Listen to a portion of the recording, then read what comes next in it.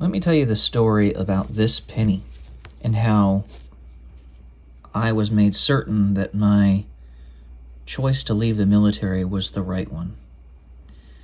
So this is a wheat penny, all right? It says 1 cent on the back, United States of America, or it's a wheat penny.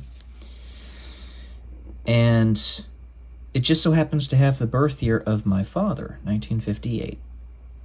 So I remember when I was 10 years old, and I told this story many a time, I was riding on my bike, and I was riding it very fast, just for fun, because I wanted to ride my bike fast.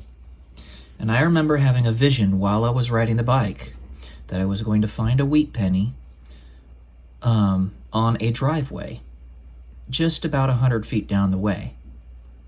And then I look to my right, there's a penny sitting on the ground, heads up. And I say to myself, no way. There's no way I did that. There is absolutely no way I did that. So I stop my bike and I go over to pick it up. And then I turn it over, and it said 1 cent on the back. And I was just giddy about it. I was like, I can't believe I did that. No way. Manifesting a physical object, right? Then I stuck it in my pocket. I was wearing some tattered shorts at the time. I was a little chunky 10-year-old riding my Huffy bike, and decided to ride back with a giddy smile on my face. And then all of a sudden, while I'm riding really fast, I have a vision in my mind that my steering wheel is going to spin out of control. I'm going to fly off the front of my bike, skid my hands on the ground, and lose the penny. And I'm saying to myself, oh, don't do this, Payton. Come on, don't do this. Because I'm trying to convince myself not to manifest that reality, right? Well, lo and behold, my steering wheel goes out of control, fly off the front end of my bike, skid my hands, reach into my pockets, saying, oh no, I can't, no, please, please, please, the entire time. The penny was gone. So, as kind of an ode to this story, as kind of a throwback, if you will, the day that I had, I believe this was the day, my commander at Wright-Patterson Air Force Base basically chew me out and stand me up and give me a letter, or was it a letter of admonishment? It was either that or an Article 15, because I was trying to get out of the military. I was trying to go reserves through this thing called Palace Chase back in California, so I could get back to my ailing family. He gave me an LOA, or I think it was either an LOA or Article 15. It's in my records. I have the information all backed up.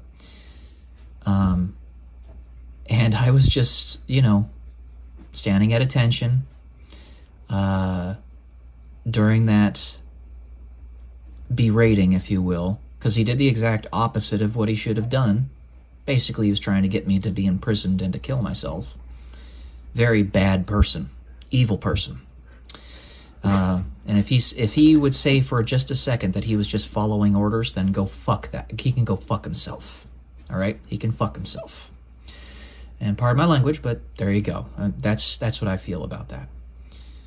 But anyway, so I get in my car, because I know this has initiated a process of exiting the military stage right. Whether it be through a general discharge or what have you, I was going to be able to get out. Even though they were trying to imprison me and make it so that I couldn't do Palace Chase.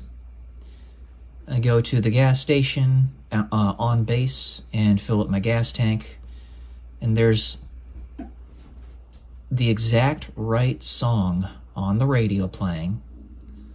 I think it was by Dead by April, and I think it was in April that this happened. And the guy was singing a song called "I Made It," basically about how he got to where he was trying to get. Very empowering song.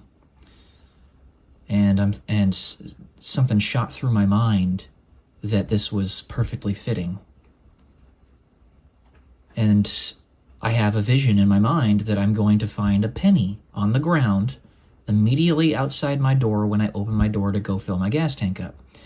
Open the door, look to the ground. This penny was sitting there. And I say to myself, it's going to be a 1-cent penny, isn't it? Or it's going to be a wheat penny, isn't it? Flip it over. Yep, it's a wheat penny. So that's how I know I made the right decision leaving the military.